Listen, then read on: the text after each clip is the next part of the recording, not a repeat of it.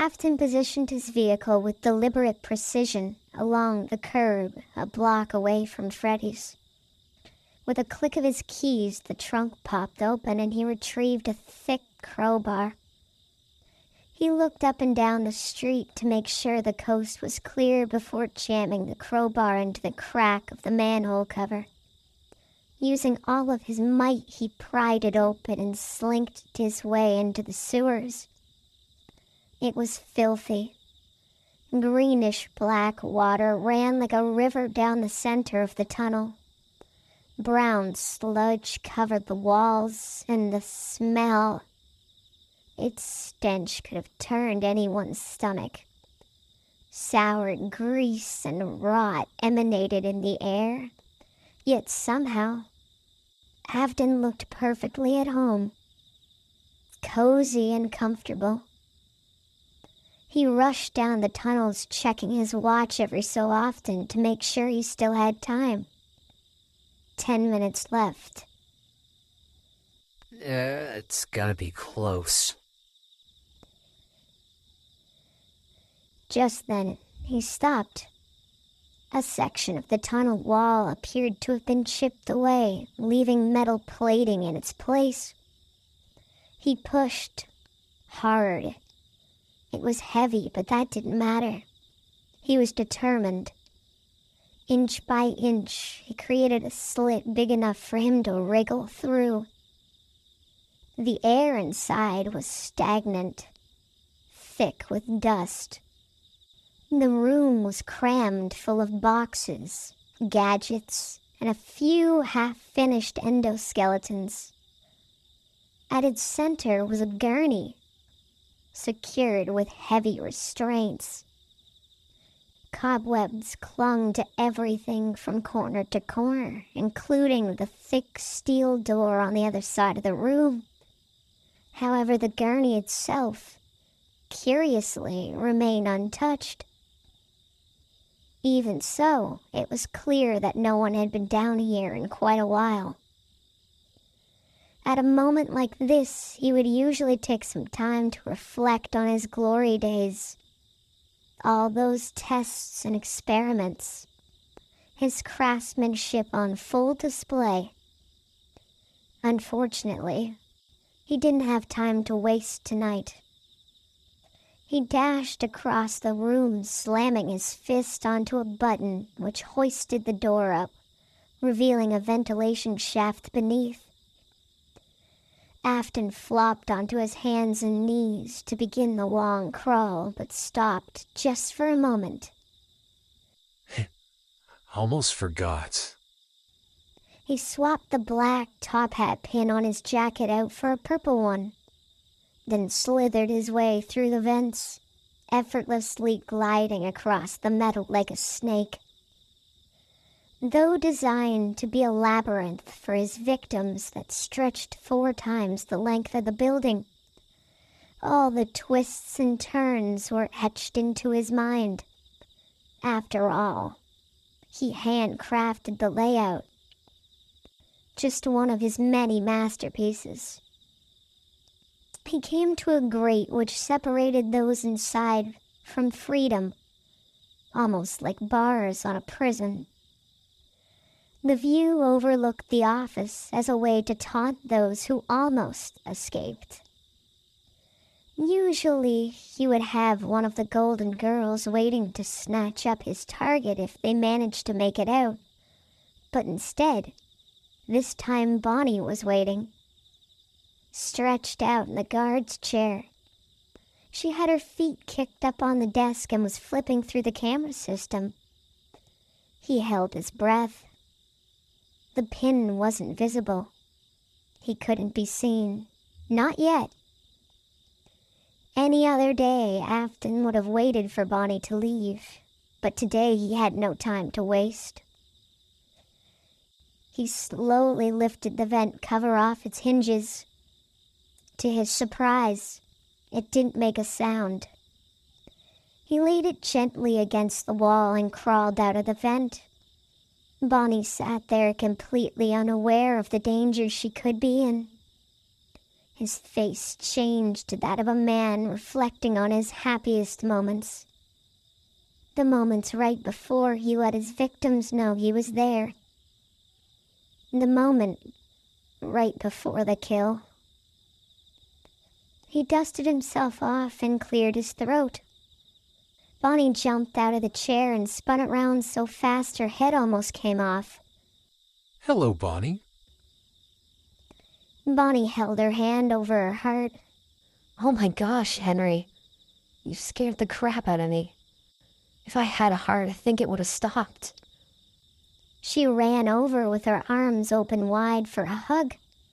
Horror flashed over Afton's face as he flattened himself against the wall. Don't touch me. Bonnie froze. What's the matter, Henry? Did I do something wrong? The now shriveled man in the corner quickly recentered himself. No, Bonnie, of course not. I'm simply in a hurry. You wouldn't happen to know where the new night guard would be, would you? She shook her head. Sadly, no. I've been waiting for Goldie to return him, but it doesn't seem like she's going to give him back. She crossed her arms and huffed at the thought of Abe not coming back to see her. Afton walked over to the monitors with a smile and powered off the camera system. Bonnie peered over his shoulder with a look of curiosity. What you doing? He snickered. Just helping out Veronica. I noticed the cameras needed to be rebooted, and I figured I'd take that off her plate. Bonnie's glare packed with a hint of suspicion, but quickly faded away when he gave her a kind smile. You're always so helpful. I like that in a man. She pulled him in tight, pressing her breasts against his back. Instantly his heart rate rose. Not from the usual cause, but instead rose from fear. Fear that she was going to find out that he wasn't Henry. He quickly broke free of her grasp and spun around to meet her gaze. Right as she went to say something vulgar, he cut her off. Well, I've got to get to parts and service room to check on the Golden Girls. So have a good night, Bonnie. What do you need to go see those old things for? I thought I was your favorite. A tear rolled down Bonnie's cheek. You are not my favorite. You're his favorite. Is what he wanted to say. However, his current mask demanded a different response. Of course you're my favorite. I just need to talk to them for a quick moment, then I'll come right back. Promise. He gently wiped away the tears from her eyes and pulled out a smile from her sadness. I'll be right back. She nodded, and he strolled out of the office down the right hall towards the parts and service room, slipping past Foxy and Chica to avoid wasting more time. Slinging open the door, the scene was identical to what Abe saw. Freddy sat dormant on the repair table. A sinister grin revealed itself on Afton's face. Perfect. Now, if it turns out to be a false alarm, you're exactly where you need to be for me to dismantle you. He patted Freddy on the shoulder and walked back to where Spring Bonnie stood. She was waiting for him. His brow lifted in confusion. Were you expecting me? She laughed and strutted over to him, wrapping her arms around his neck and pulling his head down for a French kiss. Of course I was expecting you, William. I felt you the moment you entered the building. She placed her hand on her chest. Did you forget that I know you better than anyone? I still carry that piece of you. The part you left behind. She kissed him again and ran her hand up his leg. His near soulless brown eyes locked on hers. Everyone else feared them when they removed their masks, but they understood each other in a way only monsters could. God, I miss this. You should visit more often. She purred, slowly falling to her knees, tugging at his pant leg.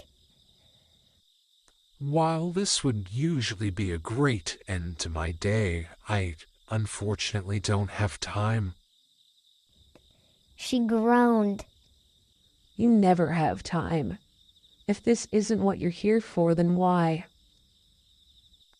Have you seen the new night guard anywhere? Yeah, actually. It looks like old Sammy's back at it again. William's eyes began to water. He dropped to his knees and gave Spring Bonnie a tight hug. It's him. It's really him. He cried tears of joy into Spring Bonnie's shoulder. She looked back and forth, confused. Yeah, it wasn't quite my reaction, but it's very nice to see him again.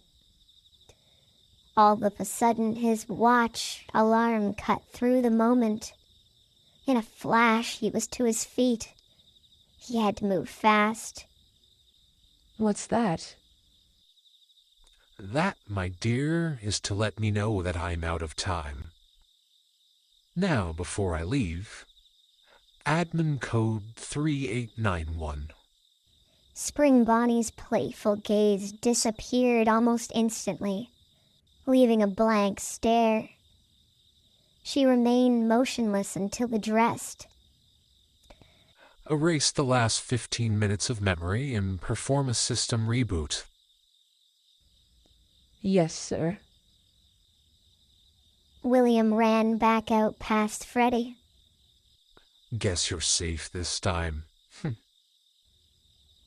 William checked both ways before bolting across the dining hall and back into the security office. Bonnie, still in the exact same place he left her, smiled. Do me a favor, will you? Turn the cameras back on after I leave. She shifted into a cutesy, playful stance, toes pointed inward and shoulders tucked. Of course I can, boss. William patted her on the head. Good girl. He launched himself down the vents, arms and legs pumping frantically as he tried to make up for lost time. Dashing through the secret room and back into the sewers. Up through the manhole and back into the crappy car. Its tires squealed as he tore down the street. An alert rang through his phone. The sender tagged type M-02 with the message, "Time's up." William looked up from his phone and swerved back onto his side of the road. With a yank, he pulled the pin out of his jacket and slipped it back into his pocket with the rest of them. As he approached the late-night bar, he slowed down, as to not alert anybody nearby, then tucked the car back into the alley and pulled himself effortlessly back up through the window, landing with a thud on the ground. He stood up and reached for his smartphone on the table. It was gone. You're a smart man, Will. Too bad that you can't be in two places at once, huh? William didn't turn. The tense that was in his shoulders disappeared as he stood, blank in the middle of the room. He didn't have to turn. He knew he'd been caught. Quinn stood in the corner of the room holding William's broken phone in one hand, the tracking chip in the other. Quinn approached William, fearlessly. He knew of all the atrocities that he had committed, and now he gets to put that monster in its cage for the rest of its terrible life. Or did he? Quinn placed the phone on the table, then laughed. Just in the nick of time, Will. I only missed you by a minute. A knock on the door snapped William back into reality. A muffled voice came from the other side. It was Quinn. Hey, Marty. I think you've got someone in there I need to have a little chat with. You mind opening the door? William slipped the intact smartphone into his pocket and opened the door, slipping out and shutting it behind him to hide the fact that there was no one else in the room. I take it you're talking about me, Detective? Yeah, I was. You have a minute? I've got some questions for you, Will. William's face changed to one of worry, more of a performance than the actual truth. Detective, I thought I was cleared from this case. William took a step to leave, but was cut off by Quinn slamming his arm against the wall. Now, they cleared you. I didn't. I know you did it. I just can't prove it yet. Detective, I understand that your perfect record is at stake, but you are bound to be wrong eventually. It's an inevitability of life that everyone makes mistakes. Quinn smiled at the irony of his statement. Yeah, they do. Now I just have to find yours. William scowled. I suppose you're right, Quinn. Best get back to work. Now, if you'll excuse me, it's late, and I would like to go home. Quinn let out a sigh. Yeah, that would be nice, wouldn't it? What I wouldn't do to be able to go home and just rest. It's been a week, Will. I've been living off coffee and energy drinks. Your noose is tightening. Sleep while you can. You'll soon be in a cage with the rest of the monsters. William glared. William glared. The look of a predator getting ready to strike. Quinn instantly jumped back, putting space between him and William.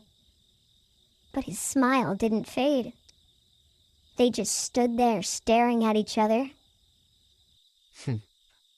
You know, Will, if I didn't know any better, I'd say that look could kill. William scoffed and marched towards the exit. Good night, Detective. Mary waved to William on the way out the door, but he couldn't have been bothered to notice. He climbed into his car and rejoiced, for Sam had finally come home. If you made it to the end of the video, I thank you so much. And I'm a little curious as to how many people actually watched the end of these stories. So, if you made it this far, please comment "made it" to let me know that who the real fan. So, if you made it this far, please comment that you made it to let me know who the real fans are. Anyway, loves is you. See you in the next one.